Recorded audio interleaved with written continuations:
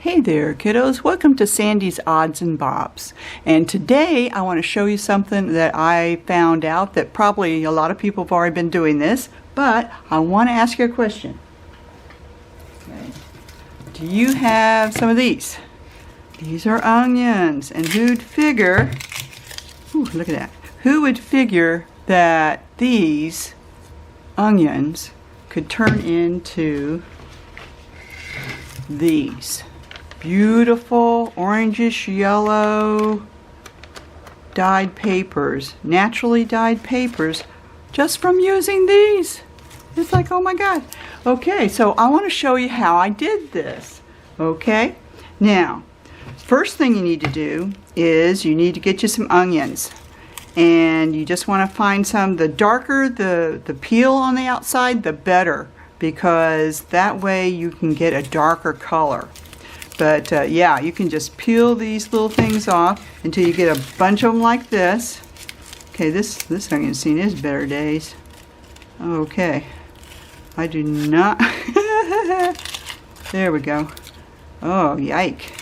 Okay, so we're going to peel that guy off. This guy may not make it to the soup pot this week. It's looking pretty sad, but okay, we're going to put him in there anyway. Okay, so you're going to peel off all the outer edges.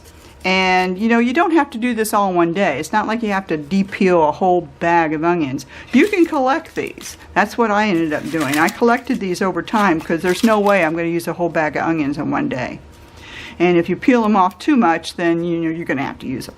So there you go. You just peel off these little outer bits, little crusty parts, and that would make a really good. But it's not. No, I'm not ready to peel that one yet. So that's what you do. You peel off the outer parts of the onion, and you can put them in a bowl and collect them until you have enough. Then once you have enough, what you're going to do next is you're going to put them in a saucepan. Now these peels look a lot darker than these peels because these peels have been boiled a couple times.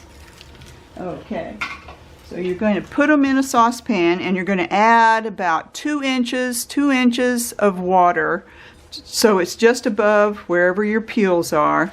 And you're going to be poking it with a spoon anyway, so that you can keep all the peels down under the water, and you let it come to a boil.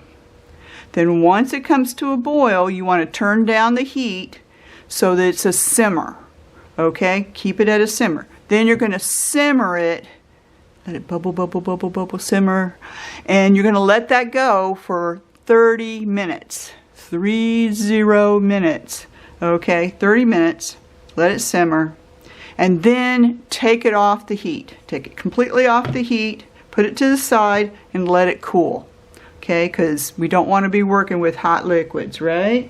Okay, once it cools, what you're going to do next is you're going to be straining it. Let's see if I can get this over here without spilling it.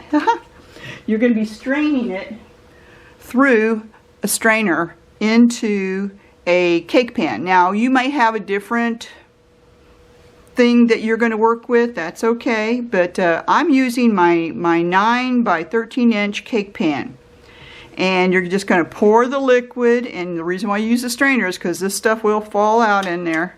And you can pour the liquid through the strainer so you get a nice liquid down here.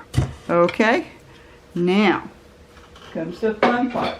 This is already cooled, so we don't have to worry about it burning our fingers, because our fingers are going to get into it. As you can see, I got little orange fingers now. That happens. Okay, so what we're going to do next is we're going to start dipping our paper. See if I can turn that light a wee bit up, away, so it's not quite so bad for you. Up, away, away with you, light. Don't fall off. Okay, I can't quite get that one. There you go. Okay, so maybe, hopefully that's a little better. So we're going to start dipping our paper. Now, what kind of paper do you want to use? Well, I have a lot of copy paper, and years ago I got this big ream of inkjet paper. It's called a Bright White. It's 24 pound. Okay, that way it's a little thicker, a little sturdier than your average cheapo copy paper. So you want to use a sturdy paper. Okay, and even when it gets wet, this isn't all that sturdy. So I'll show you how that works. But at any rate, we're using regular old copy paper. Okay? So what you're going to do is you're going to take your copy paper and you're going to lay it into your liquid. Just sort of slide it in there. And you'll notice that my water is quite brown. And you're going to just tap it down till it gets all wet, all completely wet. You want all the white spots wet. Keep tapping it until it gets completely wet. And you can crunch it up at this time. If you're careful and gentle, you notice that I got a couple of buckles in there. That is perfectly fine. That's going to help me get it out of here. Okay, so once, whoops, we missed a spot there. Okay, let's get you. Okay, so once you have it in the water, it's soaked up. Okay, then you're going to have a flat surface that you're going to lay this over on.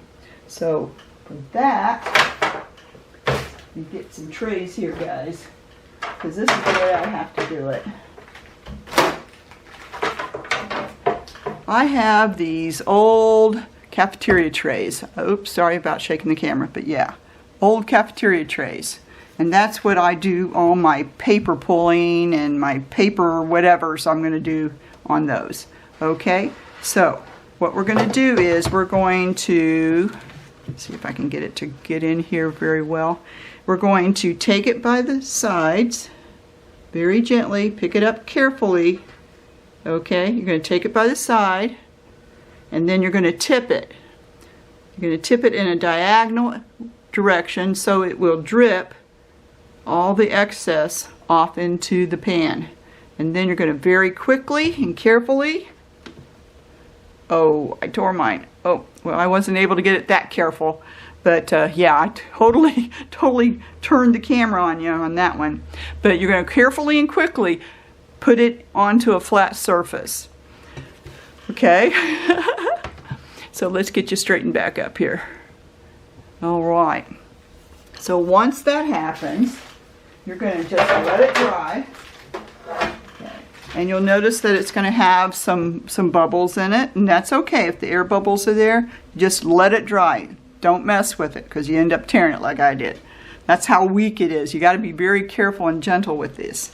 Okay, so eventually you'll know it's ready when it gets to the point where the ends are coming up. Now it's not completely dry. This piece I did earlier, it's not completely dry, but it's dry enough that I can take it and put it on a dry surface, another dry surface, and let it finish drying.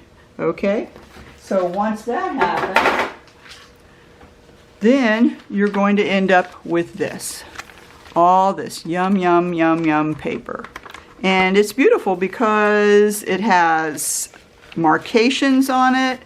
It has all kinds of little differences in the patterns. It's just great. I'm just so amazed that you're able to come up with this from using onions. Just onions. So my next experiment is I'm going to use some red onions and see how that turns out. But I just wanted to show you what I've been up to lately. I've made some soup using my onions. So I thought, well, what can I do with those onion peels?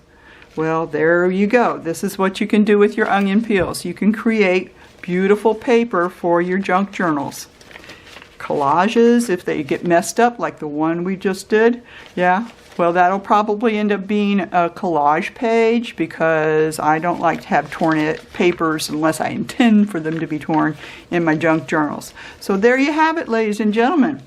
Okay, beautiful, beautiful collage papers or junk journal papers for your signatures from onions. How simple is that? So if you like this video, please give me a like down below. Give me a thumbs up, and don't forget to subscribe because, hey, you never know. We might come up with some more stuff that you might like to make for your junk journal. So there you go. Thank you again for coming by Sandy's Odds and Bobs, and we'll see you later. Bye-bye.